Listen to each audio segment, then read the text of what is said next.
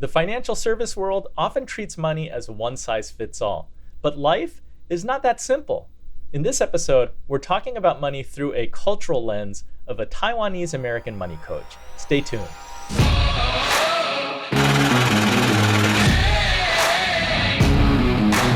Episode 203 features Denise Li, money coach, author of The Ocean Accepts All Rivers.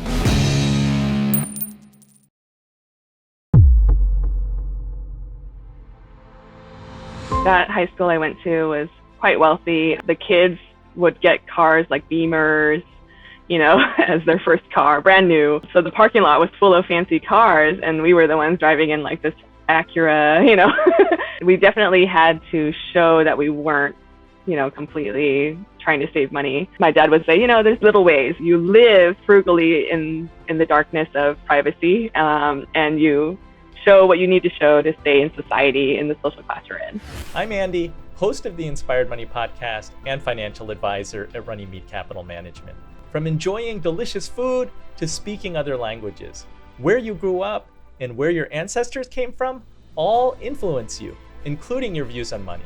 In this episode, you'll learn cultural differences from table manners to money mindsets, money lessons from a Taiwanese American, including a Chinese proverb, and tactical tips for saving and investing.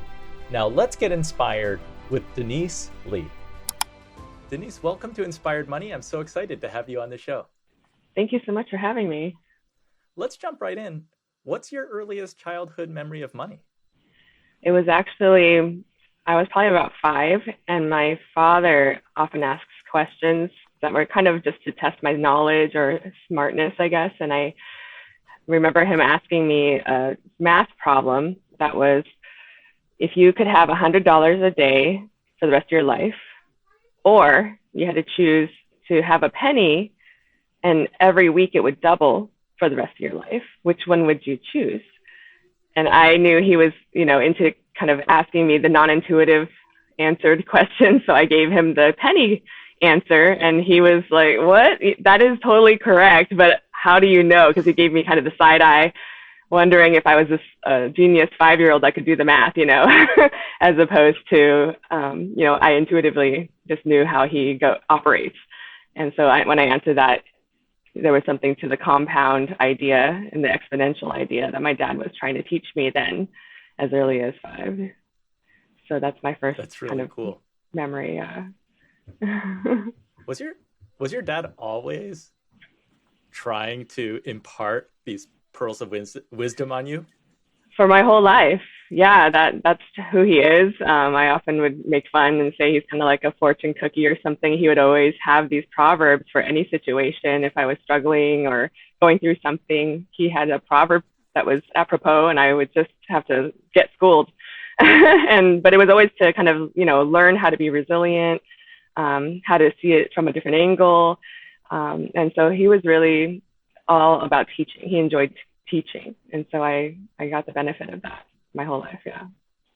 Yeah. And another one of the results or outcomes is that you wrote the book, The Ocean Accepts All Rivers, Life and Money Lessons from My Taiwanese American Upbringing.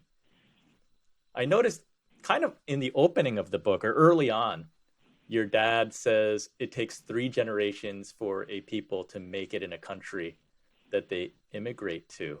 Tell us a little bit about that. Yeah, it was something he would often say.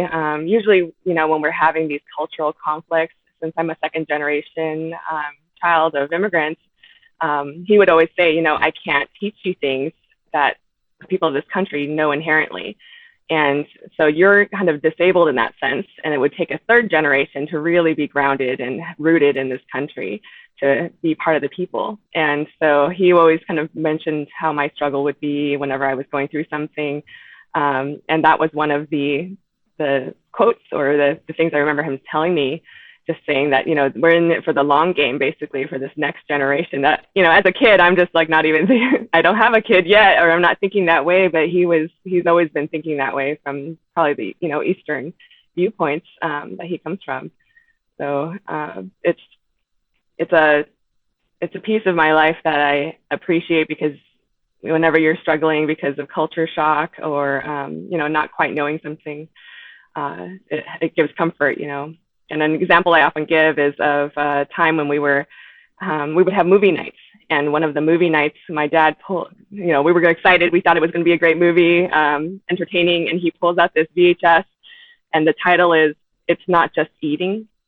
And he gives us a whole speech and intro, which we usually don't get before a movie night. He just pops it in. But this time he said, okay, you know, we are immigrants. You are second generation. We can't teach you things like the table manners of this place. We can teach you the table manners in Taiwan to, you know, appear upper class or well enough, you know, in a setting to how you use your chopsticks, how you serve your elders first, those kinds of things. But for American culture, we don't know. So here's the next best thing we can offer you is this how-to video we found. So it was an educational sit-down movie that we had to learn about how American table manners work. And it was, you know, 80s kind of people with their big hair and shoulder pads, kinds of an old video, right? But it was something that stuck with us. And he said, you know, the next thing is to just observe in restaurants you go to what people are doing and learn from how other people's manners are to kind of pick up what you should be doing. So that was his kind of, yeah. That's so cool. Well, literally, I mean, there's a big difference between which fork and which spoon you're supposed to be using versus your chopsticks. Exactly. Yes. Yeah. And just little things like you can't stick your chopsticks in the rice sticking up at somebody. That's rude, you know.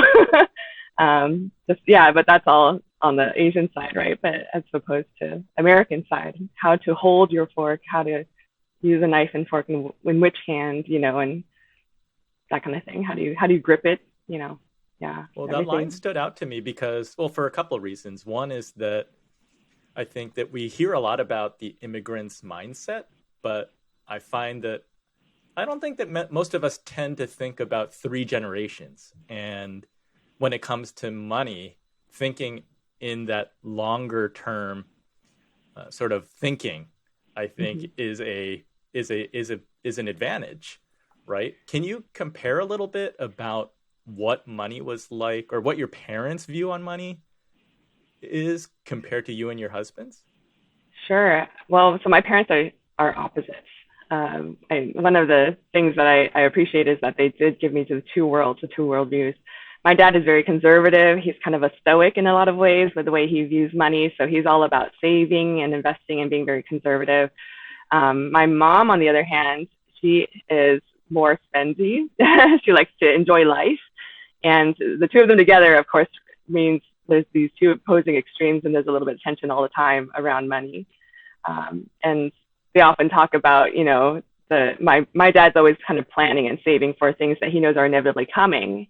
And their childhoods are also very different. My mom grew up with more money in her family where, you know, the difference was kind of stark between them because he grew up knowing starvation. His family had hunger where his sisters would pass out in school because they were so hungry. They would just faint in standing in line in school. And so his background and her background were super opposite, and coming together meant he was always stressed out about how my mom would spend all the money he was trying to save for a rainy day. But I found that very powerful in my father doing that because he was able to be the guy when my grandfather needed surgery for him to fund it.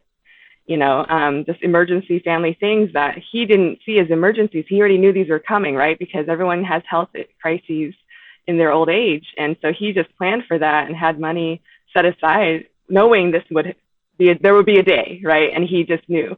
And my mom would be always like, oh no. And he was always kind of telling me over life, you know, like how their childhoods reflected how they were always going to be as adults. Because when my mom was a child, every time she got red envelope money during Chinese New Year, she would always immediately go spend it on sparklers. Like she just loved just watching these sparklers flare out. And then she'd cry and go, you know, light another one until she ran out of money. And then she'd cry about not having money to buy more sparklers. And my dad was just like, that is so your mom, you know. Ever since she was a child, she's still like this. As an adult, she gets upset if she can't have the things she wants. Because, you know, life should be beautiful. That's her worldview of, you know, spend the money because it's for living.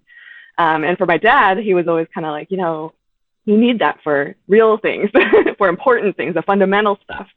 And so having those two views growing up was really powerful for me, just seeing how life could be rich and also prepared for. If you have a dream, you can focus and aim for the pretty thing, right? And be able to afford it. It's interesting because you then have your two parents who have different views about money. And I don't know, it's like, what are you born with and what are you taught? Because it sounds like you and your brother have different kind of approaches to money too. Yeah, I think it's based to the whole idea that we're kind of ourselves when we're little, like you have nature and you have nurture, and a lot of it is nurture, but we have the same parents, and my brother is pretty different from me when it comes to money. He's definitely more interested in the earning as opposed to the saving side. So it could very most powerfully, it's a two-pronged approach where you both increase earnings and save a lot. But I'm more emphasis on the saving because that's the area I feel like I have more control over. Whereas with him, he's more about gaining influence and power and being able to earn more money. So he would always kind of be looking at the power dynamics, management. How do I, become in a higher position to be able to have a higher income to afford the lifestyle I want? So we would just go about it in totally different ways. And so, yeah, to that end, we had the same parents with the same lessons taught, but went different ways about it. In the book, you share a cool story about how your dad got a new job. Can you talk about that? Are you talking about the one where he has a new boss that is the old boss? Okay, so so this man goes down in our family lore basically as a hero for our family. He was my father's former boss at one of his jobs. My dad's a software QA kind of programmer engineer guy, and he had this boss that went on to another job. And my father actually ended up kind of looking for a job later on, and his resume found its way onto the HR desk at that former boss's new office.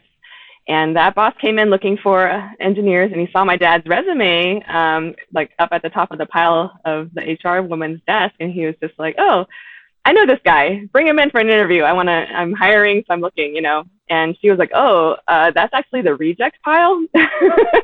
And so he was like, "Oh, well, I want this guy to come in, so bring him in." So they brought him in for an interview, and so my dad was interviewing with his former boss. And the guy just kind of, said, "Oh, this is a formality. I already know. I want you on my team and everything." But, when the offer came, he sent over this offer letter, and it was a large raise for our family, for my dad. And he told my dad, a word of advice here: don't ever let your value, like your income, affect your don't put it on your resume, or don't let it go below market. It was kind of a life lesson to him. Like, look, this person put you in the reject pile because your salary was low. And so she assumed you were a bad engineer. And so you just got rejected out of hand. And if I hadn't walked in that day and caught that, we wouldn't be here having this conversation, and you wouldn't have this amazing raise at this job that I'm offering you now. So here's what you should be paid, and don't ever let this happen again. And my dad was just kind of like blown away, right? Because this was amazing advice. It was a life changer for my family because that allowed us to own a home. We got to move out of a lower income area and move into an actual house. So it changed our lives. And I was like 5 at the time, so I didn't know this story, but it became, something that my dad would repeat. It's good career advice. It was a great boss, right? That he had it as in part of his network and on his team, basically, for the long term. So it is such a cool story. I mean, the takeaway being know your worth, because you would think almost if you're applying for a job, you'd think that being paid less would make you more attractive, but that wasn't the case. No, exactly. Yeah. If you're worth more, then people want you more. It tells people what your value is, and they kind of assume there's quality with that, right? And vice versa. They think you're not good if you're not paid well. So, but in our culture, right? Good fortune too. Good fortune, right? It was like good luck. It took luck. Yeah. Yeah. And because he had been a good engineer, it was able to pay him for later, in that sense. He was lucky in that sense too. So, and I think it's also in our culture to often not take credit for our work, and do the invisible work. My dad often would get asked by new engineers or new people immigrated to America who are in his office, and they just ask him, how do I succeed in America? And the advice he'd give was so counterculture to where they came from that they would often kind of reject it out of hand because it was just so outside of their worldview. It was things like, dress well and shake people's hands and say good morning and look them in the eye. And these are not things that were part of the culture that from whence they came. That's like the opposite of what you should be doing. And so it was not natural, and it was very challenging for these engineers. And usually, over time, they would see their credit get stolen by other colleagues for the work they did. And eventually they, put in their notice. And this same boss, this guy that helped my dad out, actually came to my dad and asked, why do I keep losing all these Asian engineers, And my dad was kind of like, do you want the truth? Because it's that they feel resentment that they're not getting paid what they should be paid. And he's like, yeah, but then when they come to me and say I'm leaving, I go offer them to match, or I do come back with the higher value. And he's just like, yeah, then that adds insult to injury. And so they really quit then, and they quit angry at that point, because the resentment has built so much. And he's just like, well, I can't do anything unless they come to me and say they want to raise, or they have to say something. They have to have something to bring to HR. Like, look, they have another offer. Here's how much they're being offered. Help me out, And so his hands are tied in this American side. And my dad was just kind of like, this is how the culture is over there. So he's like, okay, so it's not my fault. That's what the guy said to my dad. It's like, oh, so I see that it's not my fault that I'm losing all these Asian engineers. And my dad was like, that's not how that works. I just gave you some insight, FYI, if you want to keep these people, this is how you understand their culture, where they're coming from. So it's so interesting to hear these differences in cultures, but then specifically about money. And yeah. If it's something that's so countercultural, something so different from what one grew up with, do you think your dad, can he convince them, or is it impossible? Like, can the old dog learn new tricks? I would say that that's a new challenge is always, a growth opportunity, and also your choice to adopt, right, the new opportunity. My dad often makes a point to emphasize the difference between someone who immigrated here by choice for the sake of opportunity and someone who immigrated here as a refugee or something, where you're running away from something because you never wanted to leave, you never wanted to learn to adapt, and so there's a different mindset when you arrive as far as your willingness to take on the new culture that you're in. And so he's always kind of like, we want you to absorb a lot of the good stuff in America. We see a lot of value in things like independent thinking and questioning authority, which we don't have, and so he would always kind of emphasize the good values on the Eastern side, and then the, good values on the Western side. It's like, basically, we as immigrants, as the second generation, we get a buffet, we get a choice between two worlds that we're very close to, and we can choose which ones are good, which is a lot of why I wrote, the book with all those proverbs, because those are Eastern values that played out to gain wealth in American culture that aren't shared by Americans, right? Those values are maybe Great Depression had people come out of that, and the silent generation values these things because they went through trauma. But when it comes to, our worldview, I didn't go through any trauma with my family as far as, opportunity from being a child while they struggled, right? Like, I got to benefit from the good stuff that they gave me as their kid.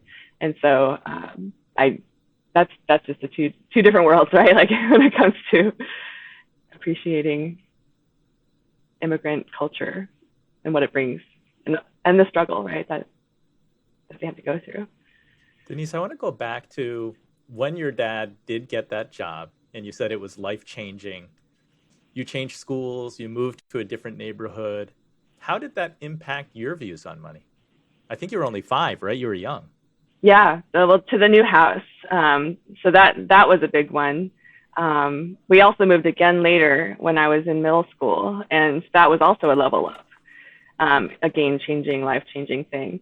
And so, yeah, when I was 5, I think I had a vague understanding that we weren't in a nice neighborhood. And then when I was growing up in that next neighborhood, it also wasn't that nice, right? We had people, stripping cars right on our street, and probably, shady business. Like, to this day, I still feel comfortable in places that have bars on the windows and graffiti. whereas my peers usually feel uncomfortable in places like that. And I think for me, the life change was really just, I would never be wanting anything. If I wanted something, my dad was always kind of wanting to make sure we got it. He didn't want us to feel the lack he had as a kid.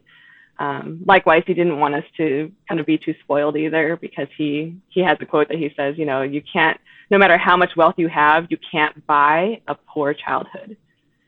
You can never buy that, because it's actually a valued thing. It's what made him drive, right? It made him hungry. It made him go for a better life and push for it. So the life change when I was 5, it was harder for me to tell. But when we moved to the next house, that was a big one for me as far as the culture that we moved into. I realized then what they did for us, because where I was living, there were more gangs. And so going home was kind of keep your eyes down, head down, don't, get jumped. But then when we moved to the next place, it was like I'd bump into someone in the hallway and I'd be waiting for them to yell at me, swear at me. And instead they'd say, "Oh, excuse me," right? "Oh, sorry," which is normal now to me. But at that time, it was culture shock. Like, I was so shocked. I said nothing back to that person because I was expecting a super aggressive response. And then because they apologized to me, I was just kind of like, whoa. And it took me a couple of seconds to kind of go, what was the right response to that? Probably something like, "Oh, no, it's okay, I'm sorry." Something like that. And I had to think about it a lot because I wasn't sure what to respond. I hadn't had that cultural exposure to a, more polite society, basically. So my dad kind of gave us that gift by moving us to the nicer neighborhood when I was in high school. What was it like adapting to that new environment? Because I think I heard you talk about once that you feel like you almost have to hide being frugal because it was a different community.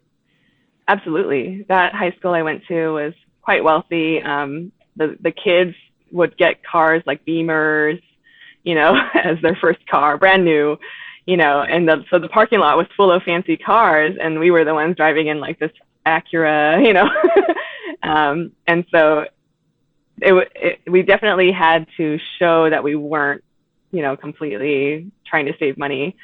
And so my dad would say, there's little ways, right? You live frugally in the darkness of privacy, and you show what you need to show to stay in society in the social class you're in. And so little things like, they have wealthy friends who invite them to charity dinners that are, $1,000 a head.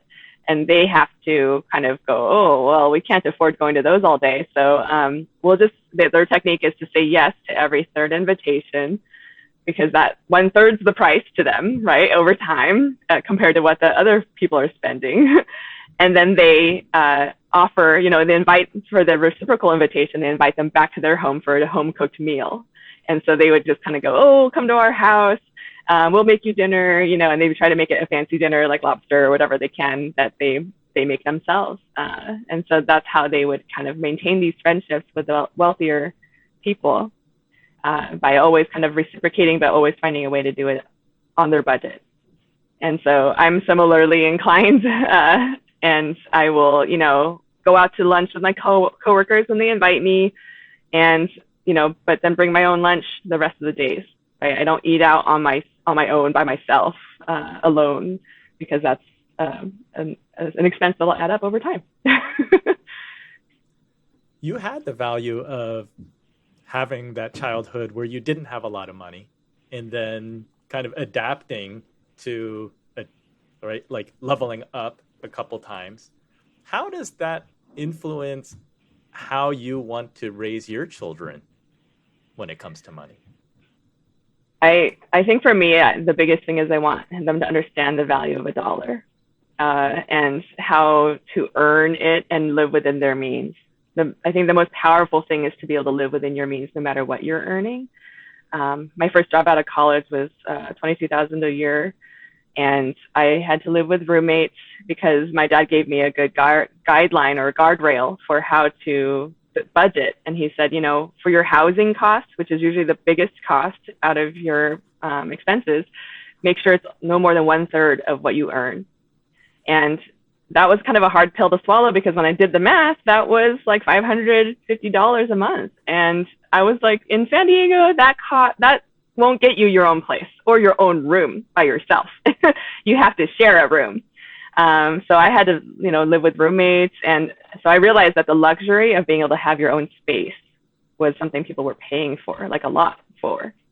And I had to learn to adapt to other people in order to, because I'm an introvert and I struggle with not having alone time. I want alone time. And it's really hard when you live with people to have that. So for me, that was one of my big goals right out of college, was to find a way to earn enough to live on my own, and have that luxurious freedom and isolation that I want. And so that kind of change, I guess, of wanting my kids to, so I have one child. I want him to know how to live within his means, including with that guardrail for housing. Because once you can live within that means, because once I was living with roommates, everything else was freedom. Like I was able to eat out or do whatever I wanted to do. I actually had a really nice life. Those are some of the best years I remember, because I was free with the rest of the money I had. I actually had money to live on. And that was the whole point of my dad saying that, for the guardrail of the home being 30% of your income. It was to give you the freedom to have the rest of your life to live, with the rest of the money, as opposed to being house poor or any of the other things that people do to, not have the right ratio, right, when it comes to how you live day to day. So I never felt lack, and even on $22,000 a year, and I earn way more now, but I know I can always go back that direction if I really needed to, right? Like I just know what the rules are, is 1/3 my income. So if I have to live in a van, that's what I have to do. There's all these downsizing things you can do to follow your own budget rules based on your income. And so my dad was like, you can earn whatever you need to earn, that's what you earn, but you got to live on that. So you got to find a way, and so it can either drive you like my brother to go earn more, or it can drive someone like me to be kind of like, okay, let me be creative with what I've got, and then, be happy about every raise I get and up my lifestyle in proportion, still following those rules, because it's a percentage game. I love the guardrail, the 1/3, no more than 1/3 towards your housing. You wrote this book because you want people to realize how they can slowly or steadily increase their financial security. Yeah. Give us some other guidelines. I think that you mentioned saving 5% of your income, and I guess specifically for something tactical, like what percentages do you recommend for people's needs, wants, and savings? So when I think about that, it depends on the person. But one of the guidelines I read about from Elizabeth Warren's book, actually, which was All Your Worth is the title of that book. She wrote several books. But that one, she recommends the 50-30-20 budget rule, which is basically 50% of your income is for your needs. Those are the recurring bills you can't avoid. So housing, insurance, health care, credit card bills, car payments, the recurring, like beans and rice, groceries, that basic level. And then 30% on your wants, which is all the luxuries. The rest you like, the extras, your hobbies, your steak instead of beans and rice, all of the nicer things in life that you want, your entertainment budget, vacation budget. And then 20% for savings. And it's funny because this is something I tell people when they're looking for a guideline on percentages, as part of my money coaching that I do for people. But it's because there's a book about it and there's a lot of literature about it, and it's very helpful, and it actually puts you above the average American savings rate, which is 7% savings. When I saw the last numbers in 2019, it was 7%. So you would be above average for an American if you saved 20%. And that's what I was recommending to people. But you'll note that when I talk to my dad about this, he'll be like, oh, silly Americans under-saving. Yet again with their recommendations, and so for him, he was kind of like, yeah, that's not going to cut it for, his level of saving. And so it depends on, who you are. If you're more of a pro saving and how do I hack this life, and also looking at your social class and whether or not you want to maintain that social circle. Because, when you're in a they always say you're the average of your 5 closest people that you spend the most time with. And, so if you're spending time with people who are at the same income level as you or at the same kind of expense level as you, these might be different, right? You will end up with that kind of lifestyle. So right out of college, when I was living with roommates, it was very convenient that we were all college graduates, young professionals, just starting out, all eating ramen noodles. So we all had this kind of culture of kind of looking for ways to save money. And there was no shame associated with frugality and thriftiness.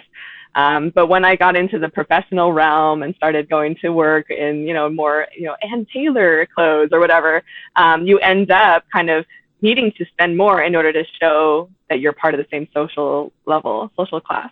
And so things like, going for that coffee at Starbucks or whatever, everyone's making that trip, everyone's going together, we're all getting lattes, and so that can be a daily thing your team goes on doing, right? And so it's $5 a day, that's a lot adding up. I mean, that's, when people joke about, oh, how do you give advice to people about saving by telling them to cut out the lattes? It's like, yeah, those $5 lattes daily, yeah, that's what they're talking about. It totally adds up. And so it's a big culture shift to be able to say, okay, well, how do I save money when I have to go show myself to these people and do this as part of the team culture? I can always buy the tea that's $1 instead, or just take the walk with them without buying every time, and so you buy every other time, and maybe there's even a culture of, I have the first round of lattes, right? Someone's buying everyone lattes all the time. And you can't afford that, so everyone's got different financial priorities. And so your dollar, you can kind of half the cost to you by just going less frequently, like my parents do with the charity dinners, or, so you go do that, or you make the price cheaper every time. So you're just like known to be the person who always gets the tea, bring your own stevia, or whatever you need to do. I've seen that happen. Some guy going in and he just gets a hot water and he brings his own tea bag. And so it's just kind of like, and his own honey, so it's a very, frugal way to still be engaged in the social aspect of that culture to team build, but still save your own money for what you're trying to do with it.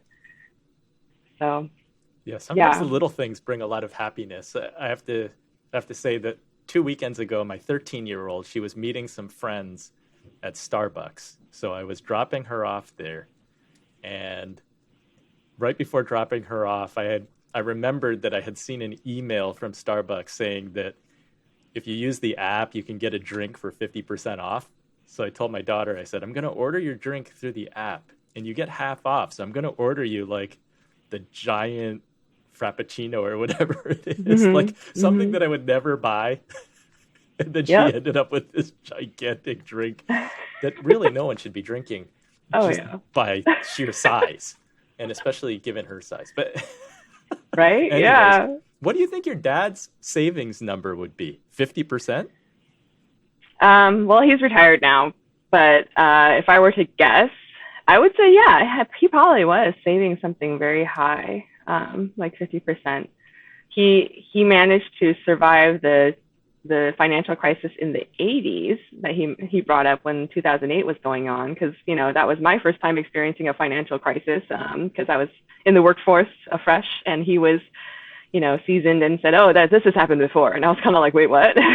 We didn't learn the last time? Wait, what? This was in your lifetime while you were in the States, so this is not like history. And he was kind of like, yeah, this happened in the 80s when usury, which is abusive loan rates, was really rampant. And he said that the home loan he got was an ARM loan, and it ballooned, basically mushroomed on him and everyone else he knew that was trying to use real estate as a means of gaining wealth and building it. He, at the time, had managed to save a lot of money to afford a second property, because he was looking to do a down payment on a second property and start building that, real estate laddering wealth. Like a lot of Asians, I think, have that as a technique for wealth building. And he ended up finding out like a lot of people were underwater on their loan, and if they didn't pay it down really hard early on, then they were going to be in trouble. They were going to be really drowning and lose their home. And so he ended up needing to repurpose that down payment to smash our home loan down to an affordable level until things could come back to normal. So we managed not to lose the house, And this was the first house he bought after that raise, and that was a big eye opener for him, that American culture is real greedy, right? And screw the little person, right? And so he was kind of like, this is really amoral, and I can't believe it that this was even allowed by the government, because in our culture it's much more socialist, it's much more caretaking, do the right thing, and so this was just completely out of, it's egregious to my dad. So his view was, from then on, only ever get like 30-year mortgages. No longer do you try and mess around with ARM loans. I think it made him even more conservative, right? Because you realize the government's not looking out. You have to look out for you. Policies that you think will be in place, like Social Security and whatnot, like he's like, don't rely on that. You got to take care of your own nest egg. These things are apparently, no one cares about you, and so don't trust it. So, and these days they do say, right, like your retirement should be built on 3 pillars. It should be built on your retirement from your own saving, right, 401k, IRA, whatnot, a pension as the third leg, and then the Social Security as the third leg. So 3 legs. But, pensions are going away. They're not really a real thing anymore for most people. And so now you got 2 legs, so how do you're you, on your yeah. own, and you're not even sure if you can rely on the government Social Security. Yeah, and they keep increasing, right, the age for retirement for Social Security, for pulling it.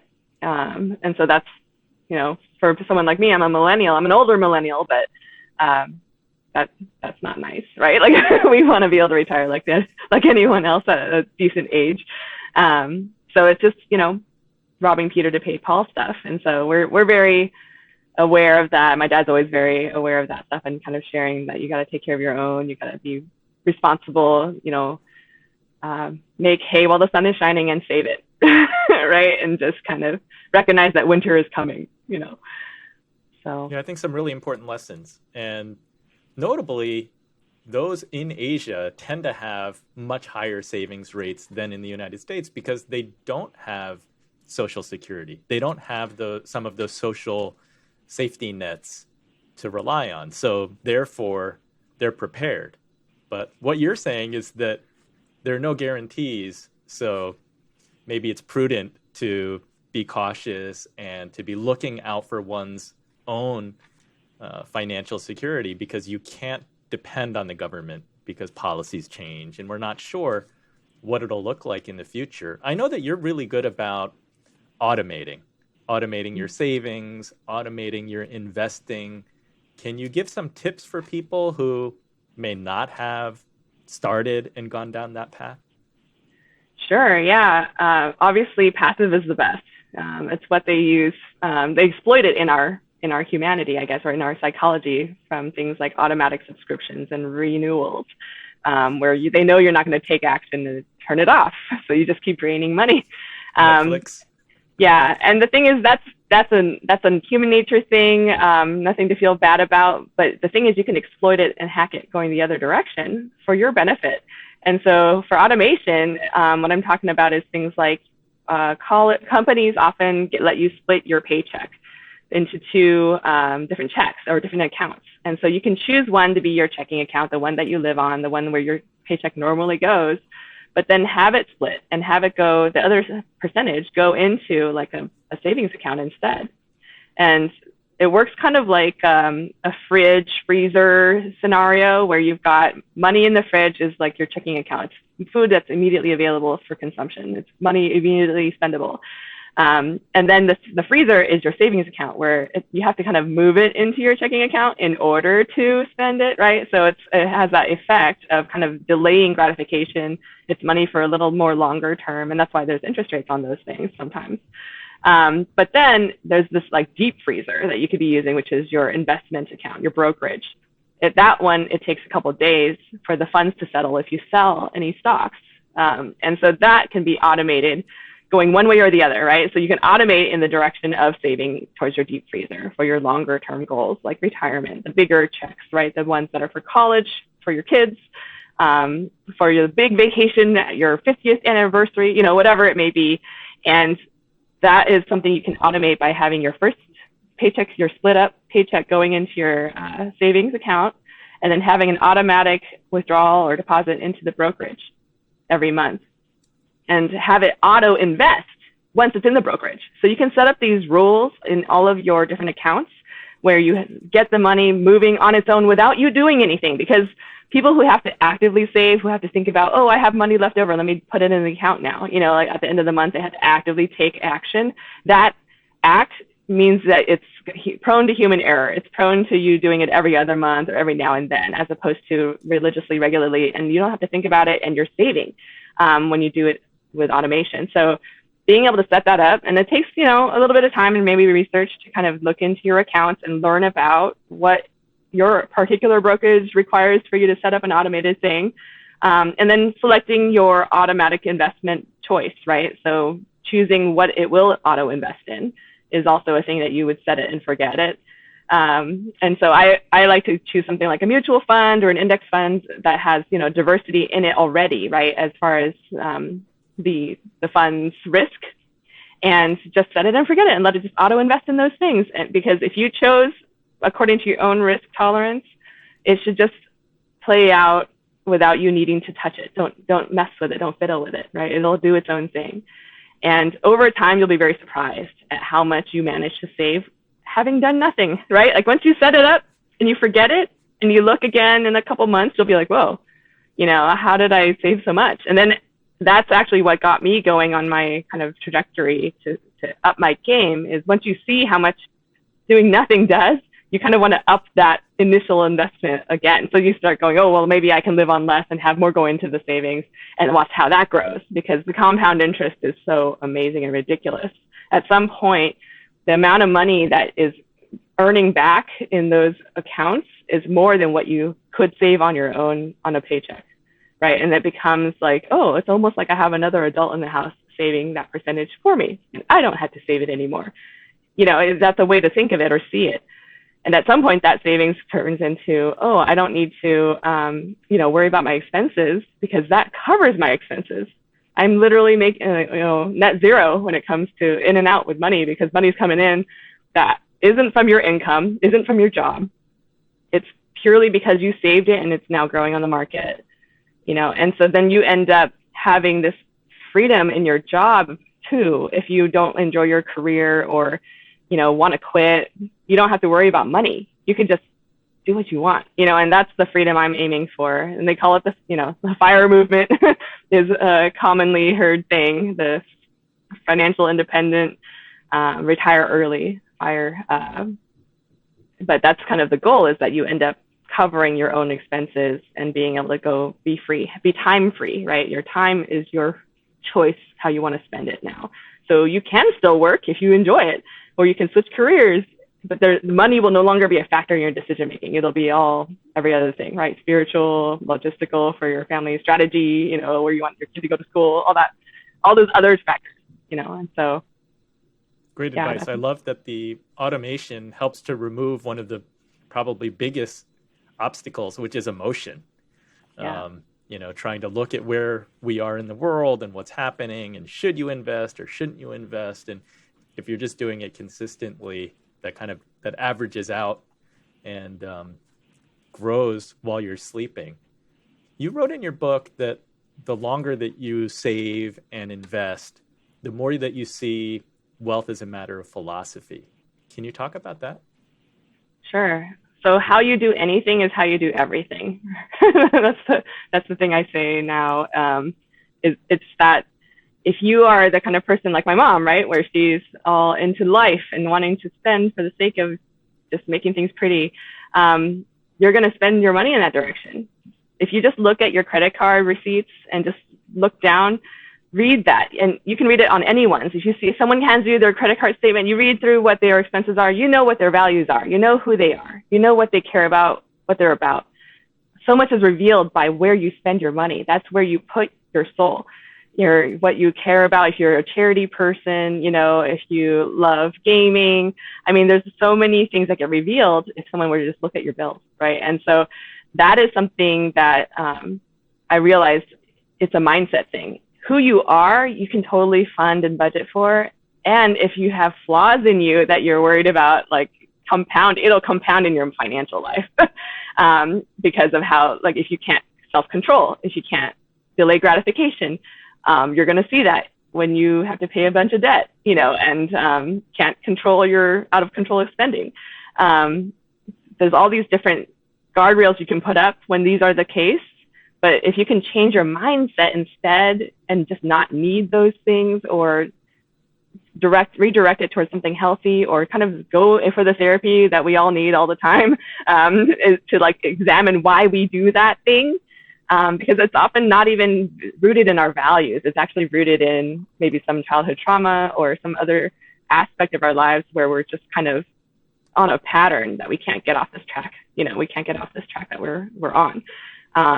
And so that interruption is kind of why I talk about philosophy, is that who you are, what you're about, if you think about it and you really delve on it, you really get to the root of where your values lie, and then you can live your life in a way where it reflects your values.